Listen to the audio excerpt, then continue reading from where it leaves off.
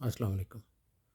मेरा नाम डॉक्टर समी है और मैं ज़ेब समी अस्पताल मरी में और फ़ारूक अस्पताल जो रावलपिंडी में है उसका मैं कंसल्टेंट सर्जन हूँ। आज का मेरा टॉपिक है मैदे की दर्द और उसकी जो वजूहात हैं और फिर उनका इलाज।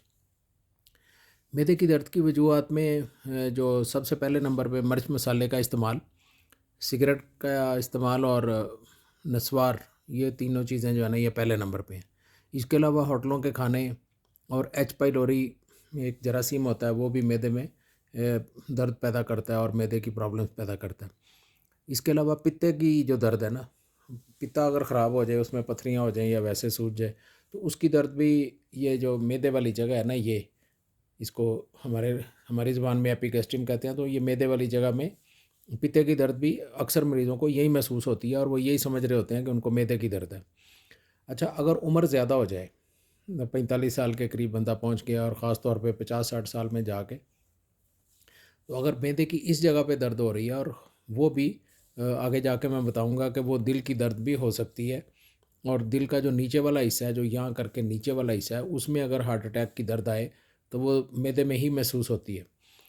तो उसके बाद पेट के कीड़े, जो पेट के कीड़े हैं वो भी बड़ी दुनिया में है, और वो भी आगे जाके मैं बताऊंगा कि पेट के कीड़े भी जो हैं कितने परसेंट लोगों में वो भी मैदे में दर्द पैदा करते हैं। अच्छा, इसके अलावा आजकल एक और मसला बना हुआ है कि लोग दवाइयाँ बहुत खाते हैं। ज़रा सी जोड़ों में दर्द हुई, इधर जॉइंट पेन, गोडे में दर्द हुई है, इधर दर्द हो गई है, पकड़ी डिक्लोरान की गोली और खा ली, पेनाडोल खा ली। पेनाडोल से तो इतना नहीं होता, लेकिन ये जो आजकल डिक्लोरान का इस्तेमाल है, ये बहुत लोगों ने बेफ्लैम, कैफ्लैम, डिक्लोरान, ये बहुत इस्तेमाल लोग ही करते हैं खुद ब खुद।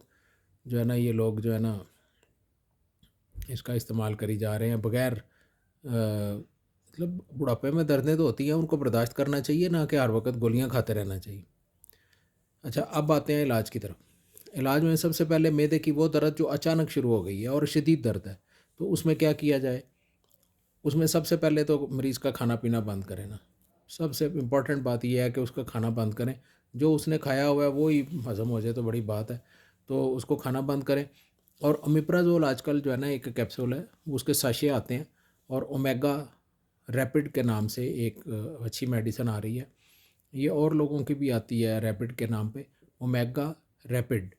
तो इसमें ये है कि इसमें ओमेप्राज़ोल भी होता है और साथ में इसमें ना सोडियम बाइकार्बोनेट, जिसको मीठा सोडा कहते हैं, वो उन्होंने डाला हुआ है ताकि वो जो है वो जल्दी असर शुरू कर दे।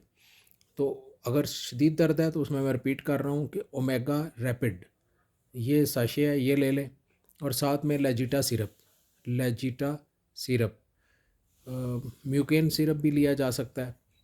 तो लेजिटा सिरप ले लें और वो एक बड़ा चम्मच उसका पिला दें, और जो वो साशे मैंने बताया वो पानी में डाल के वो पिला दें।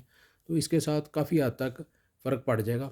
और अगर साथ उल्टी हो रही है तो फिर ग्रेविनेट सिरप, नाम याद रखें, ग्रेविनेट सिरप, ये भी उसको एक दो बड़े चम्मच उसको मरीज़ को साथ पिला दें। और इम्पॉर्टेंट बात ये है कि खाना खिलाने की ट्राई ना करें। ये दवाइयाँ जो हैं, ये तीनों दवाइयाँ खाली पेट देनी होती हैं, और अगर थोड़ा बहुत खाना खाया हुआ है फिर भी दे सकते हैं। और अगर उसको मरीज़ को भूख लग गई है तो फिर उसको थोड़ा थोड़ा चम्मच, एक एक दो दो चम्मच करके दूध पिलाते रहें, और खाना जो है ना वो रोकी रखें।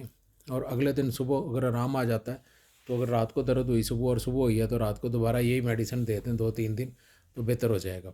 लेकिन अगर आराम नहीं आया तो फिर क्या करना है, वो फिर मैं आगे जाके आपको बताता हूँ।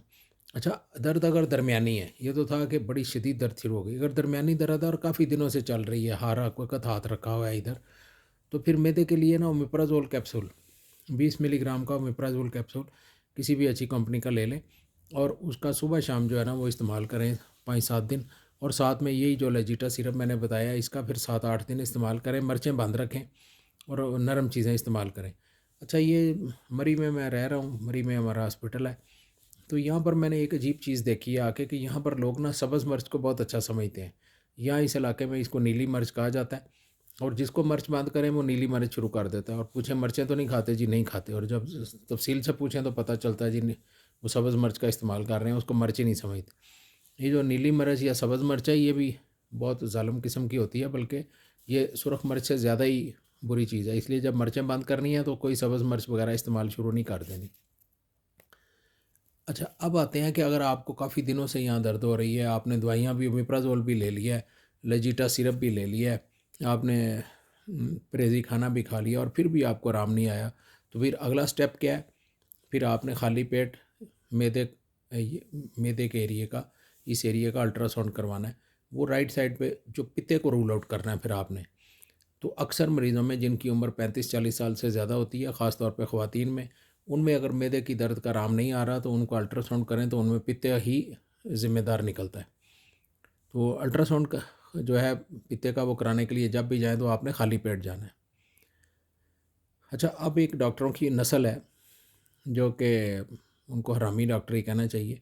वो अल्ट्रासाउंड यहाँ करते हैं और मरीज़ों को कह देते हैं जी तेरे मैदे में जरासीम है, तेरे मैदे में ज़ख़म है। ये डॉक्टर जो है ना, ये जिनको मैंने कहा है कि ये हरामी नस्ल के डॉक्टर हैं, ये लोगों को मिसगाइड करते हैं और उनको बेचारों को पैसे लूटते और उनके साथ गलत काम करते। बात ये है कि दुनिया का कोई भी अल्ट्रासाउंड अमेरिका में भी चला जाए ना, तो अल्ट्रासाउंड जो है ना वो मैदे के ज़ख़म को और मैदे के कीड़ों को और मैदे की चीज़ों को नहीं देख सकता। अच्छा, अगर मैदे की दर्द का आराम नहीं आ रहा तो फिर नेक्स्ट स्टेप क्या है? अल्ट्रासाउंड भी आपने करवा लिया, वो भी ठीक आ गया, आराम फिर भी नहीं आ रहा, दवाइयाँ भी खा ली हैं, तो फिर अगला स्टेप है आपने मैदे की एंडोस्कोपी करानी है, जिसको गैस्ट्रोस्कोपी भी कहते हैं। वो मुंह में से पाइप डाल के यहाँ से चेक करता है। तो ये आपने मैदे वाला डॉक्टर ही करता है। उसके लिए हल्की सी नींद वाला टीका लगाते हैं खाली पेट, और वो उसके बाद क्या करते हैं, मैदे का मुआयना भी कर लेते हैं और वहाँ से अगर कोई उनको ज़ख़म या कोई और चीज़ नज़र आए, रसौली वगैरह, तो उसका पीस भी ले लेते हैं और उसका टेस्ट भी कर लेते हैं। और एच पाइलोरी का टेस्ट भी वो इसी तरह कर लेते हैं कि वो एच पाइलोरी के लिए वहाँ से पीस जो लेते हैं उसमें एच पाइलोरी जो जरासीम है वो भी वो देख लेते हैं। लेकिन अगर आप एंडोस्कोपी करवाने से पहले भी एच पाइलोरी का टेस्ट करवा लें तो ये भी अच्छी बात है। वो किसी भी लेबॉर्ट्री में जाके उनको कहें कि एच पाइलोरी का टेस्ट कर दें। अगर एच पाइलोरी का टेस्ट पॉजिटिव आ जाता है, फ़र्ज़ करें अभी आपने एंडोस्कोपी नहीं करवाई और बार बार आपको दर्द हो रही थी, आप स्मोकर भी नहीं है, आप नस्वार भी यूज़ नहीं करते, आपका अल्ट्रासाउंड भी ठीक आ गया था, तो फिर क्या किया आपने, एच पाइलोरी का टेस्ट करवा लिया। एच पाइलोरी एक जरासीम है जो सिर्फ मैदे में होता है, वो मैदे में प्रॉब्लम पैदा कर रहा था। तो उसके लिए कौन सा कोर्स करना है आपने? उसके लिए आपने एक तो ओमेप्राज़ोल कैप्सूल लेना है 20 मिलीग्राम का सुबह शाम, साथ में आपने फ्लैजेल की गोली लेनी है, मशहूर गोली है 400 मिलीग्राम की सुबह शाम। उसके साथ आपने एमॉक्सिल कैप्सूल 500 मिलीग्राम का सुबह शाम, और साथ में क्लैरिसिड, एक गोली का नाम है क्लैरिसिड 500 मिलीग्राम। ये 4 दवाइयाँ आपने फिर सुबह शाम 10 दिन का कोर्स करना है अगर एच पाइलोरी पॉजिटिव आ जाता है। अच्छा जी, हमने ना एक दफ़ा मेरी गुजरात में पोस्टिंग थी, तो वहाँ एक पैथोलॉजिस्ट के साथ मिल के हमने ना 1000 के करीब लोगों का टेस्ट किया, बड़े पेशाब का यानी स्टूल टेस्ट किया, नॉर्मल लोगों का जो सेहतमंद थे, उसमें बेशुमार डॉक्टर भी शामिल थे। तो जब उनका टेस्ट किया तो उनमें से 950 लोगों के पेट में जो टेस्ट किया, तो 1000 में से 950 सेहतमंद यंग लोगों का, तो 950 लोगों के पेट में कीड़ों के अंडे निकले, यानी उनके पेट में कीड़े थे। तो हमारा जो कॉन्सेप्ट था मैदे की दर्द का, वो बिल्कुल ट्रीटमेंट ही चेंज हो गई। तो जब से हम लोगों ने ये किया, तो मैं तो अब और बहुत सारे जो हमारे कुलीग थे उन्होंने क्या करना शुरू कर दिया कि मैदे की दर्द में ओमेप्राज़ोल के साथ और मैदे की दवाइयों के साथ आप ना कीड़ों वाली दवाइयाँ भी देते हैं, 3 दिन का कोर्स करवा देते हैं। तो उसके लिए टेबलेट वर्मॉक्स, VERMOX, वर्मॉक्स गोली हर फार्मेसी से मिल जाती है। ये 2 सुबह 2 शाम आपने 3 दिन के लिए देनी है। तो इससे ये पेट के कीड़े या तो अंदर ही मर जाते हैं या निकल जाते हैं। अच्छा, अब आते हैं कि अगर मैदे की दर्द अचानक शुरू हो गई है और मरीज़ की उम्र 5 साल से लेके तो 30 साल के दरमियान है, लेकिन दर्द उसको ठीक ठाक था, उसने ना स्मोकिंग की है, ना उसने कोई गलत खाना खाया, कुछ भी नहीं किया, तो सुबह या शाम को उसको अचानक दर्द शुरू हो गई है। तो हमने अब ज़हन में क्या रखना है, इस उम्र में अपेंडिक्स बहुत कॉमन होती है। तो अपेंडिक्स की दर्द जो है 70% यंग लोगों में उनकी दर्द यहाँ से शुरू होती है मैदे से, और एक दिन 24 घंटे यहीं रहेगी, और उसकी निशानी ये होगी कि दुनिया की दवाई अब खा लें मैदे की, उनको आराम नहीं आएगा, वो ऐसे ही रहेगा और दर्द होती रहेगी। आप ओमेप्राज़ोल दे दें, सिरप दे दें, देसी दवाइयाँ दे दें, लेकिन उसको आराम नहीं आएगा। तो अगले दिन इसका बेहतरीन जो डायग्नोसिस है वो इस तरह होता है कि जो ही 24 घंटे गुजरेंगे, तो ये देखें मेरी तरफ, उसकी जो दर्द है यहाँ से पेट के राइट साइड पे इस जगह पे शिफ्ट हो जाएगी, और यहाँ पे इधर पेट के इस हिस्से को आप ऐसे करके दबाएं अगले दिन, तो दर्द वैसे तो इधर हल्की फुल्की इधर आ जाएगी इस एरिए में सारे में, लेकिन आप इसको ऐसे दबाएंगे तो यहाँ पे आप उस मरीज़ को दबाने में दर्द हो रही होगी, और ये वाली जो दर्द है वो अगले दिन ख़त्म हो जाएगी, यानी वो शिफ्ट हो जाएगी इधर। तो ये अपेंडिक्स की बड़ी पक्की निशानी है, और यंग लोगों में ये बड़ा इम्पॉर्टेंट टेस्ट है। 30 साल के बाद आम तौर पे जो है ना अपेंडिक्स की उम्र ख़त्म हो जाती है, वो अपेंडिक्स की उम्र नहीं होती उस वक्त। अच्छा, अब अगर वो दर्द अगले दिन इधर शिफ्ट हो गई है तो फिर क्या करेंगे? फिर आप कुछ भी नहीं कर सकते, फिर मरीज़ को खाली पेट कर दें और उसको किसी सर्जन के पास ले जाएं। अच्छा, अगर मरीज़ को मैदे में अक्सर दर्द रहती है और भूख भी नहीं लगती, ये बड़ी पक्की निशानी है कि उसको भूख भी नहीं लगती और दर्द भी वो अक्सर ही रहती है, और वो सिगरेट या नस्वार भी ले रहा था या नहीं भी ले रहा था, लेकिन उसकी उम्र जो है वो 50 साल से ऊपर है, 40 से ऊपर है तब भी, लेकिन अगर 50 से ऊपर है फिर तो 100% उसकी आपने एंडोस्कोपी करवानी है, क्योंकि अगर उसकी मैदे में दर्द रह रही है, भूख ख़त्म हो गई है, वज़न थोड़ा सा कम होना शुरू हो गया है, और तो ये मैदे के कैंसर की एक बहुत बड़ी निशानी है। ये 3 चीज़ें, यहाँ पे दर्द रहना अक्सर, भूख कम हो जाना, और साथ में वज़न थोड़ा थोड़ा कम होते जाना, और उम्र 50 साल से ऊपर होना, तो ये कैंसर की निशानी है, मैदे के कैंसर की एक निशानी है। उसके अलावा फिर ये भी होता है, उसके बहाने में भी वो टेस्ट कर लेते हैं खून वगैरह, लेकिन वो टेस्ट कोई इतने कामयाब नहीं है। उस मरीज़ के लिए क्या करना है आपने, उसको दवाइयाँ शवाइयाँ देंगे, आराम ज़रा नहीं आएगा, आप उसकी एंडोस्कोपी करवाएं फ़ौरन, और वो जो डॉक्टर साहब हैं वो एंडोस्कोपी करेंगे, और मैदे जिगर वाले डॉक्टर ने करनी है, सर्जन ने ये नहीं करनी होती। आपने एंडोस्कोपी करवानी है, वो अंदर से जो भी जगह मशकूक नज़र आएगी उसका पीस ले लेंगे। अगर किसी मरीज़ की उम्र 45 साल से ऊपर है, अगली अगली नस्ल में बताने लगा हूँ मैदे की दर्द की, अगर उसकी उम्र 45 साल से ऊपर है, उसको यहाँ पे दर्द होती है, वो खाना खाने से नहीं होती, मिर्चें खाने से नहीं होती, लेकिन चलने से होती है। वो मरीज़ कहता है जी मैं चलता हूँ, मैं उठ के चलता हूँ, चढ़ाई चढ़ता हूँ, ख़ास तौर पे सीढ़ियाँ चढ़ता हूँ, तो मुझे मैदे में दर्द शुरू हो जाती है।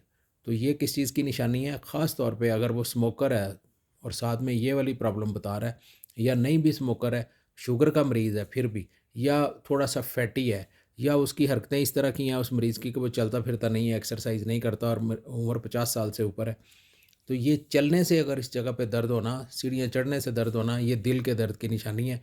और मैदे की जो मैदे की जो दर्द है, ये दिल की वजह से भी होती है। वो असल में हो दिल की दर्द रही, दोनों बड़े करीबी हमसाए हैं, यहाँ यहाँ दिल का निचला हिस्सा पड़ा है और ये साथ ही मैदा पड़ा है, दरमियान में हल्की सी एक लेयर है। तो दिल का जो नीचे वाला हिस्सा है वो जब दर्द करता है तो वो मैदे में ही महसूस होता है। तो फिर क्या करें? आपने इस मरीज़ को जो हल्की फुल्की दवाइयाँ देंगे उसको आराम नहीं आएगा, उसको दर्द रहेगी इसी तरह, तो आपने उसको दिल वाले डॉक्टर को चेक कराना है। और ये मैं आपको बता दूं कि दिल के लिए ईसीजी में दिल की वो दर्द आती है जब हार्ट अटैक कंफर्म हो चुका होता है। ईसीजी कोई दिल की दर्द के लिए कोई डायग्नोस्टिक टेस्ट नहीं है, उसके लिए उनको ईटीटी करनी पड़ेगी, वो जो एक दौड़ाते हैं और कोई ख़ास किस्म की एक्सरसाइज करके फिर ईसीजी करते हैं, उसको ईटीटी कहते हैं। लेकिन फिर भी ये मैंने वैसे आपको बता दिया, लेकिन अगर इस तरह की दर्द हो तो आपने दिल वाले डॉक्टर से मशवरा कर लेना है, वो डॉक्टर साहब आपका खुद ही टेस्ट करवा लेंगे। अच्छा, अब आगे आखिरी जो रीज़न थी कि जो आजकल लोगों ने तमाशा बनाया हुआ है कि ज़रा सी गोडे में दर्द हुई, इधर बाजू में हुई, इधर हुई, फटाफट गोली पकड़ी खा लिया। ये बहुत बड़ी मेजर रीज़न है मैदे में अक्सर दर्द रहने की। तो अगर बहुत शदीद दर्द हो जोड़ों की तो फिर ही खानी चाहिए। जो उम्र रसीदा लोग हैं उनको ये समझ जाना चाहिए कि उनके गोडे शोडे जो हैं वो अब हल्की फुल्की दर्द किया करेंगे, हल्की फुल्की पर दर्दों को बर्दाश्त करना चाहिए। कुटकोर कर लिया, कोई और मालिश कर ली, फटाफट दवाइयाँ नहीं खा लेनी चाहिए। तो अगर फिर भी वो अगर खाते हैं, मजबूरी है खानी गोली, तो फिर साथ मिप्राजोल और लेजीटा सिरप या इस तरह का म्यूकेन सिरप साथ लिया करें। दर्दों की गोलियों को अकेला खाना ख़तरनाक है, और जब दर्दों की गोलियां खा रहे हों तो कोई मैदे का कैप्सूल साथ लिया करें, और साथ में उस पीरियड के में जब गोलियां खा रहे हैं तो मिर्चें बंद रखा करें। अगर वीडियो आपको पसंद आती है तो फिर इस चैनल को सब्सक्राइब कर दें, आपकी नवाजिश होगी। और इससे पहले भी जो वीडियोस आपके मैंने इसमें अपलोड किए हैं वो बूढ़े माँ बाप के मतलब हैं, उनको ज़रूर देखें। Thank you very much.